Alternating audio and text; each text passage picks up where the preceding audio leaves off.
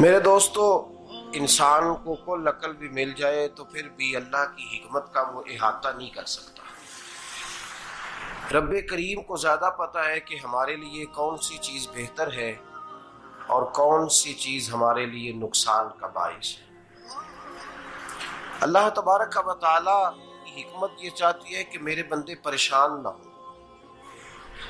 रब ये चाहता है कि मेरे बंदे किसी जगह पे भी दिक्कत और परेशानी का शिकार ना हो। तो अल्लाह तबारक व तआला ने राह एतदाल इख्तियार करने का हुक्म इरशाद फरमाया कि तुम एतदाल के रस्तों पे चलो, मोतदल जिंदगी गुजारो, अफरातो तफरीद से बचो। आज जिस माशरे में हम वक्त गुजार रहे हैं, इस माशरे में हम इस बात को समझने से कासिर हैं कि असल हमारा मसला क्या है। हमारा असल जो मसला है उसकी शनाख्त हमें कैसे होगी और हम फिर उस तक रसाई किस अंदाज में हासिल कर पाए। हम हमेशा अपनी आमदन बढ़ाने के चक्कर में रहते हैं। एक काम और शुरू कर लें, पार्ट टाइम जॉब शुरू कर लें, कोई साइड बिजनेस उसका आगाज कर लें। हमारी जो दौड़ लगी हुई है वो लगी है काम बढ़ाने में, आमदन बढ़ाने में। हालांकि इस्लाम हमें ये कहता है कि तू आमदन बढ़ाने के चक्कर में ना पड़। असल बात यह है कि तू अपने खर्चे कंट्रोल कर। तंग इंसान वो नहीं होता जिसकी आमदन थोड़ी होती है।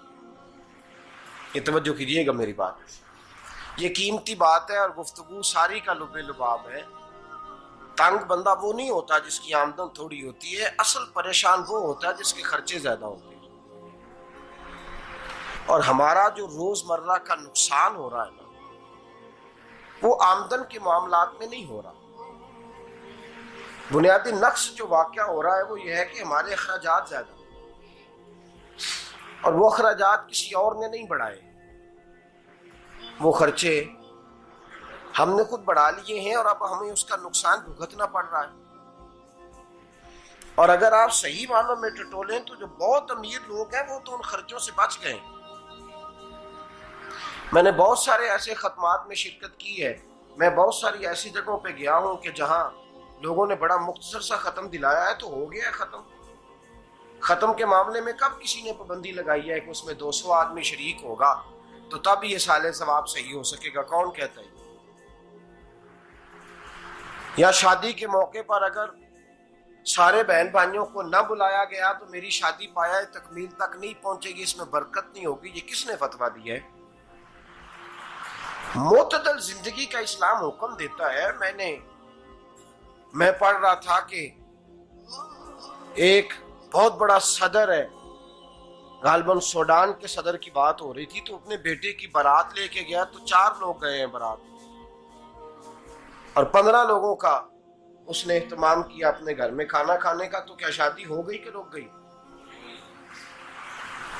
तो भाई राग अलापना इस बात का कि बड़ी परेशानी है, कोई साइड बिजनेस शुरू किया जाए फलान जगह फलान जगह फलान जगह। तो असल मामला ये है कि पहले एक बंदा कमाता है तो फिर भी घर ही चलता है, फिर बड़ा बेटा साथ शामिल होता है तो फिर भी घर ही चलता है, फिर मंझला बेटा शामिल होता है तो फिर भी घर ही चलता है।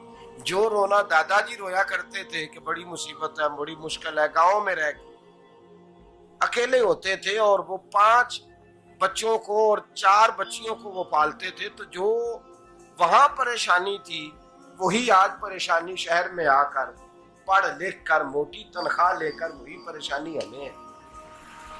तो मैं जिस नतीजे पे पहुंचा हूं इसको पढ़ के, कुरान मजीद की चंद आयात को देखकर और इस मफहूम की जो हदीसें कुतुब हदीस में पाई जाती हैं और हमारे बुजुर्गों ने हमें जो मिजाज इस हवाले से दिया है, मैं इस नतीजे पे पहुंचा हूं कि मसला आमदन का नहीं, मसला खर्चे का है। हमारे खर्चे बुनियादी तौर पर ज्यादा, और अगर फिर हम ज्यादा बोझ खवातीन पे डालते हैं कि वो मुतालबे ज्यादा करती हैं। और अगर आप मुझसे पूछें तो खवातीन की भी अगर किसी जगह कोई आदत खराब होती है तो उसमें असल किरदार उसका होता है जो वो आदत खराब तो क्यों अपने गले से उतार के आप किसी के गले में बात डालने के चक्कर में है? वो खवातीन की तबीयत नहीं ऐसी है। असल बात यह है कि हमने आदत डाली है, हमने ये मिजाज उनको दिया है तो उनका बना है, न कैसे बन सकता।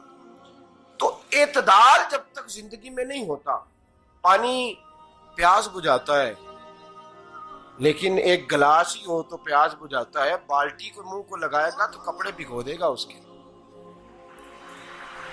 हालांकि पानी बुरी चीज का नाम नेमत है ना, बहुत बड़ी अल्लाह की, लेकिन प्याले में ही अच्छा लगता है। कोई मटका मुंह को लगाएगा तो तंग होगा, प्याला ही बेहतर है उसके लिए। तो मेरे दोस्त, मटके से भी बाज़-औक़ात काम चल जाता है, लेकिन अगर कोई कहे नहीं मुझे दरिया ही चाहिए तो उसका तो घर बह जाएगा, सारा घर बह जाएगा उसका। हमें दरिया काबू करने का मूड बनाया हुआ है तो इससे घर बहा करते हैं, इससे घर बना नहीं करते। घर प्याले से पानी पीने से बनता है। अगर तू दरिया पे कब्जा करने का मूड बनाएगा तो घर बनेगा नहीं, घर बह जाएगा। आग ना हो तो खाना पक नहीं सकता, लेकिन हल्की आंच से खाना पकता है। और अगर आंच तेज कर दी जाए तो जी, करीने क्यास बात कर रहा हूं मैं, अकल से मावरा नहीं कर रहा। करीने क्यास समझाने के लिए मिसालें दे रहा हूं। हल्की आंच पे खाना पक जाता है और आग तेज हो तो खाना जल जाता है। तो खाना उतनी देर ही खाने के काबिल रहता है जब तक वो हल्की आंच पे पकता है। तू जितनी मर्जी तू कहता है नहीं मेरा गुजारे नहीं, आग तेज होनी चाहिए, तो मियां जल जाएगा, जल जाएगा। हवा न मिले तो सांस नहीं आती, ठीक है? ऑक्सीजन ना हो तो सांस है, हवा ना चले तो गुजारा नहीं होता। लेकिन अगर तेज जले ना,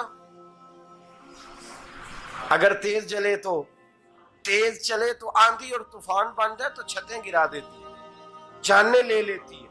हम हैं तूफान के चक्कर में, हम हैं दरिया के चक्कर में, हम हैं बड़े नाव के चक्कर में। तो मियां हल्की आंच ही अच्छी है, याद रख। और एक गिलास पानी का एतदाल से मिलता रहे तो वही मिलता रहे, जरूरत के वक्त वही बेहतर है। तू पूरे दरिया पे कब्जा करने का प्रोग्राम ना बना, तंग हो जाएगा। और मेरे अजीज याद रख, हवा सांस लेने के मुताबिक मिले तो वो ये अच्छी है, जो सांस बंद करने पे आ जाए वो हवा अच्छी। हमने चक्कर चला लिया है कि ज्यादा पैसा, रातों रात पैसा, लंबा पैसा, ये प्लाट भी मेरा, वो प्लाट भी मेरा, गुजरांवाला भी, गुजरात भी, लाला मूसा खाड़ी और पिंडी तक जहां मैं जाऊं मेरे नाम की तख्तियां लगी हुई होनी चाहिए।